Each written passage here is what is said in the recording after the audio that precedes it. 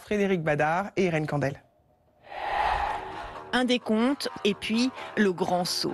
Tout cela est presque vrai, sauf que le saut, c'est l'entrée dans une soufflerie guidée par un moniteur et les images filmées à 360 sont projetées dans un casque 3D.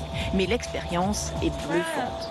On a l'impression de sauter et après c'est surtout le moment où on est en vol, en apesanteur, que vraiment on a le plus de sensations. Pour quelqu'un qui veut faire le saut en parachute, je conseille d'abord de passer par là pour prendre confiance.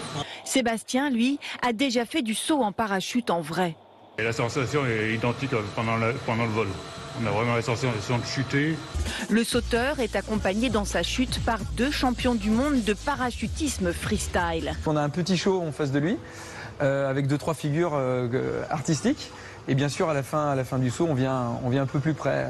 C'est pendant le confinement que les propriétaires de cette salle de chute libre indoor ont eu l'idée de compléter le concept avec des lunettes 3D. Résultat, un saut en parachute sans les inconvénients. Déjà d'un point de vue météorologique, vu qu'on est à l'intérieur, il n'y a pas tous ces aléas qui peuvent rentrer en ligne de compte. Ensuite, il n'y a pas de vertige, il n'y a pas tous les dangers que peuvent présenter un saut en parachute. En effet, l'expérience, à 129 € quand même, est accessible à tous. Seule incompatibilité physique, les luxations d'épaule. Pour le reste, il faut avoir 12 ans et écouter les conseils du moniteur avant de se lancer. Par contre, ce que je vais vous demander à l'intérieur, faites des choses, mais vraiment doucement.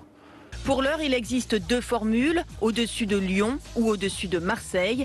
Et ça, c'est encore plus fort qu'en vrai, puisqu'il est normalement interdit de sauter en parachute au-dessus des villes. Des Crocs de luxe et une mère de famille texane qui se fait passer pour sa fille de 13 ans.